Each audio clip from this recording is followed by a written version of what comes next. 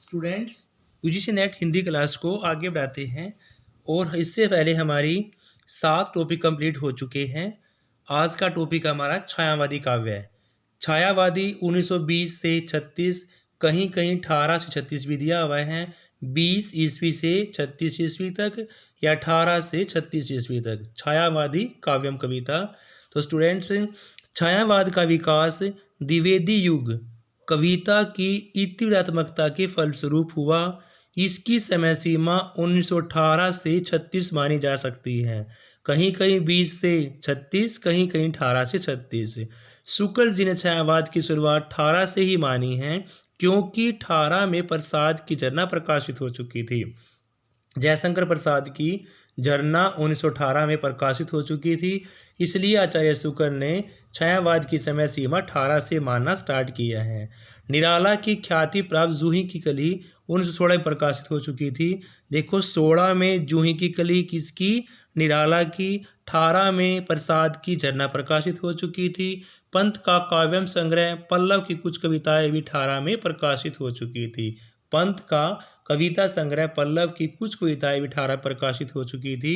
तो प्रसाद द्वारा रचित कामायनी जो महाकाव्य है वो 35 से प्रकाशित हुआ। 36 में प्रगतिशील लेखक संघ की स्थापना हुई।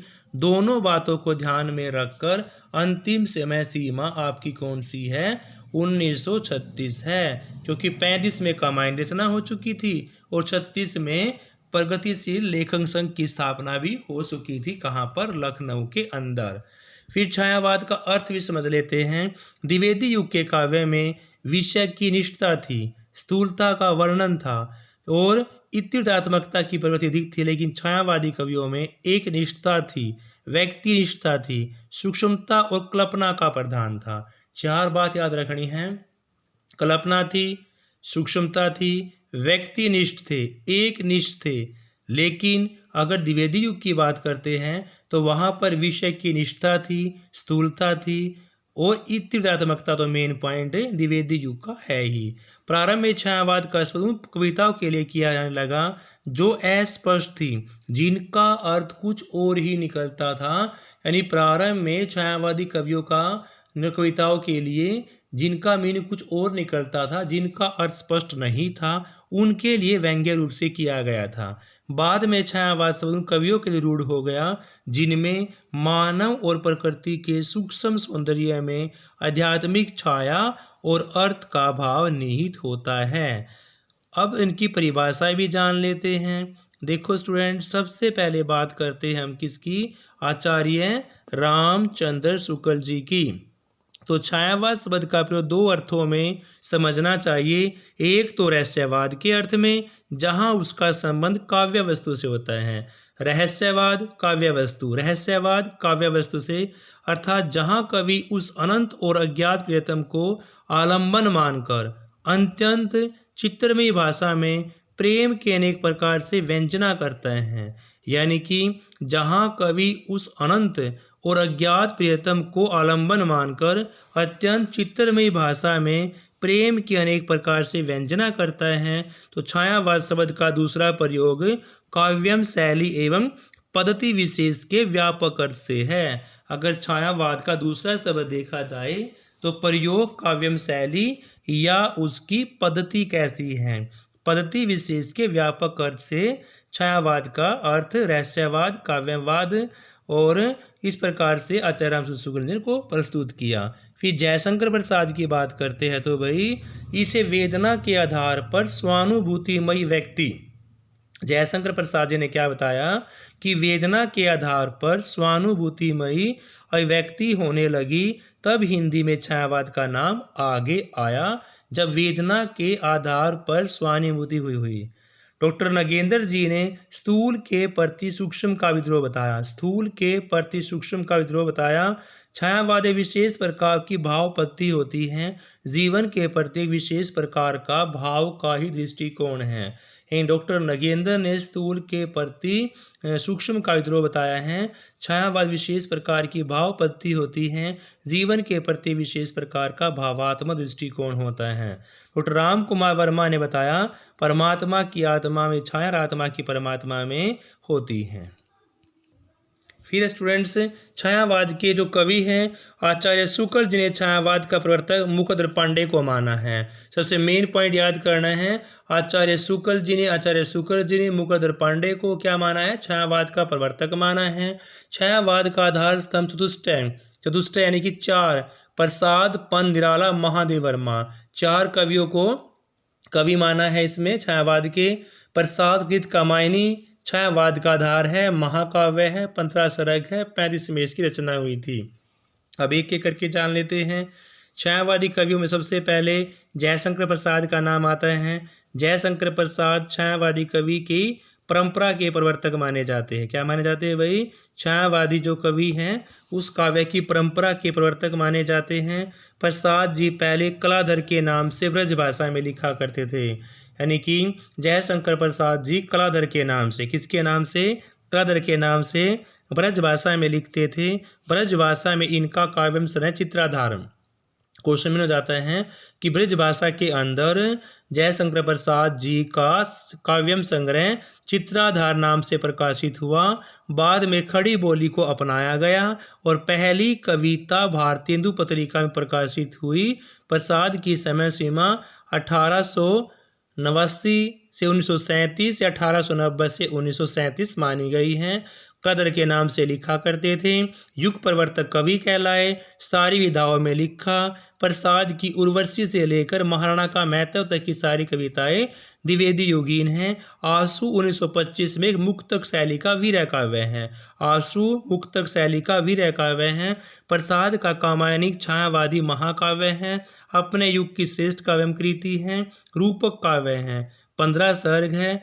इसमें कामायनी के 3 पात्र सरदा, मनु, ईड़ा। सरदा मन के अंदर होती है और ईड़ा बुद्धि का प्रतीक है स्टूडेंट्स। ईड़ा यहाँ पर किसका, बुद्धि का प्रतीक है। झरना 1918 में, आंसू 1925 में, लहर 1933 में, कामायनी 1935 में। उर्वशी की बात करते 1909 में, वन मिलन भी 1909 में। उर्वशी, वन मिलन, प्रेम प्रतीक 3 हो गए भाई। उर्वशी, वन मिलन, प्रेम प्रतीक 1909 में हो गए। अयोध्या का उद्धार 1910 में, शोकोच्छ्वास 1910 में। अयोध्या का उद्धार 1910 में, शोकोच्छ्वास 1910 में। वबरू वाहन 1911 में। कब, वबरू वाहन 1911 में। कानन कुसुम 1913 में। प्रेम प्रतीक 1913 में। कृणालय भी 13 में। महाराणा का महत्व भी 1914 में स्टूडेंट्स। प्रेम प्रतीक 1913 में, कृणालय 1913 में, महाराणा का महत्व 1914 में। प्रसाद के काव्यम की विशेषता है कि उसमें रहस्यवादी प्रवृत्ति बताई गई है। प्रसाद के काव्य की मुख्य विशेषता यह है कि उसमें रहस्यवादी प्रवृत्ति का होना बताया गया है। फिर आगे है निराला जी। निराला की समय सीमा 1897 से 1961 है स्टूडेंट्स। 63 यहाँ पर गलत दिया, 1961 है। निराला को मुक्त छंद का, बार बार क्वेश्चन आपको याद रखना है, निराला को मुक्त छंद का कवि माना गया है। इनका जन्म बंगाल की रियासत महिषादल में, जिला कौन सा है, मेदिनीपुर। जिले का नाम कौन सा है, मेदिनीपुर में हुआ स्टूडेंट्स। जब ये 3 वर्ष के थे तो इनकी माँ का, 20 वर्ष के थे तो इनके पिता का देहांत हो गया था। बात याद करने की क्या है, जब ये 3 वर्ष के थे तो माँ का, निराला के 3 वर्ष के तो माँ का और 20 वर्ष के तो पिता का देहांत हो गया। पहले विश्व युद्ध के बाद ही फैली महामारी में इनकी पत्नी चल बसी। पहले विश्व युद्ध के बाद फैली महामारी में इनकी पत्नी चल बसी। बाद में इनकी बेटी सरोज का निधन हो गया, जिससे भूत प्यार करते थे। निराला का पारिवारिक जीवन दुखमय रहा। आर्थिक परेशानी ने उनका पीछा नहीं छोड़ा। जूही की कली 1916 में शुरू की। निराला ने समन्वय मतवाला पत्र का भी संपादन किया। 2 पत्र हो गए, समन्वय और मतवाला। छायावादी का रचनाओं में अनामिका 1923 में, प्रीमल 1930 में। देखो 23 में अनामिका, 30 में प्रीमल। गीतिका 36 में, तुलसीदास 1938 में, प्रीमल 1930 में, अनामिका 1923 में, गीतिका 1936 में। बात करते सरोज स्मृति रचनाएं 1938 में, राम की शक्ति पूजा 36 में, कुक्कर मुत्ता 1942 में, बेला 1946 में, नए पत्ते भी 46 में। कुक्कर मुत्ता 42 में, बेला 46 में, नए पत्ते 46 में, अर्चना 1950 में, आराधना 1953 में, गीत पुंज 1954 में, संध्या काकली और अपरा, संध्या काकली और अपरा भी निराला जी के द्वारा ही लिखी गई थी। तुलसीदास में कवि तुलसी के माध्यम में भारतीय जीवन मूल्यों की प्रतिष्ठा की है। भारतीय जीवन मूल्यों की प्रतिष्ठा की है किसके द्वारा? तुलसी राम में कवि तुलसी के माध्यम से।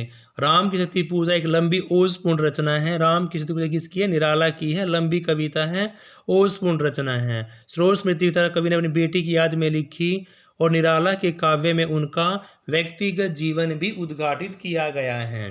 नेक्स्ट अभी पंत जी। पंत जी की जीवन शैली 1900 से 1977 तक रही। कब से कब तक भाई? 1900 से 1977 तक है।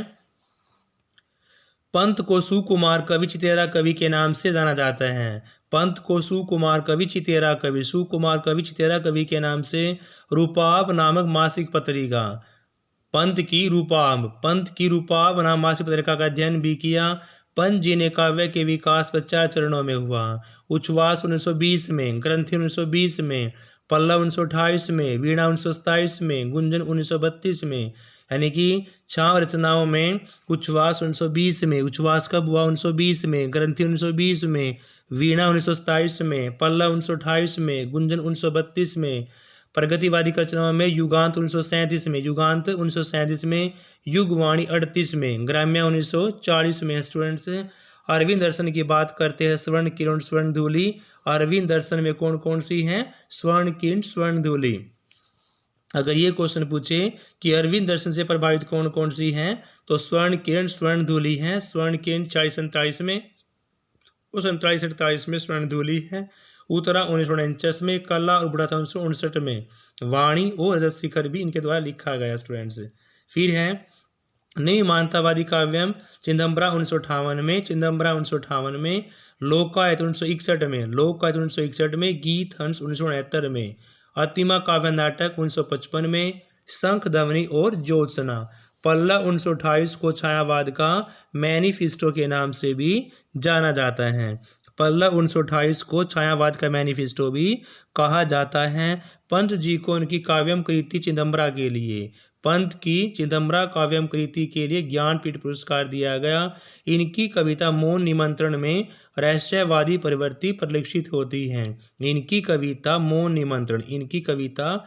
निमंत्रण में रहस्यवादी प्रवृत्ति दिखती है। 7 से 87 महादेव वर्मा। स्टूडेंट्स महादेवी को आधुनिक युग की मीरा के नाम से जानते हैं। इनके काव्य विरह की प्रधानता है, जो लौकिक न होकर अलौकिक है। महादेव वर्मा में विरह की प्रधानता है, जो लौकिक न होकर कैसे? स्टूडेंट्स अलौकिक है।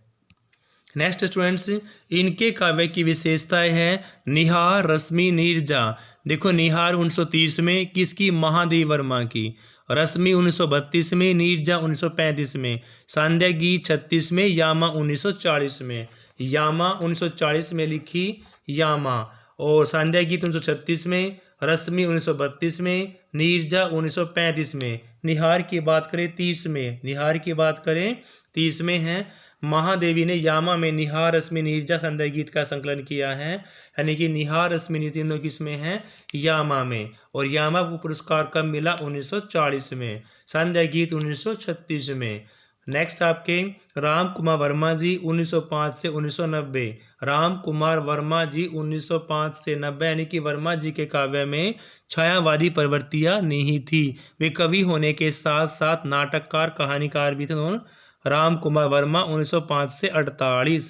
जोहर, चित्रलेखा, अंजलि, अभिशाप, रूप राशि, चित्तौड़ की चिंता, एकलव्य और संकेत, ये सारी कविताएं राम कुमार वर्मा जी के द्वारा लिखी गई। जोहर, चित्रलेखा, अंजलि, अभिशाप, रूप राशि, चित्तौड़ की चिंता, एकलव्य और संकेत। स्टूडेंट्स इस क्लास में इतना ही। आगे जो कविताएं हैं प्रेम और मस्ती के कवि, उन सभी को हम अगली क्लास में डिस्कस करेंगे। Have a nice day. Please like share.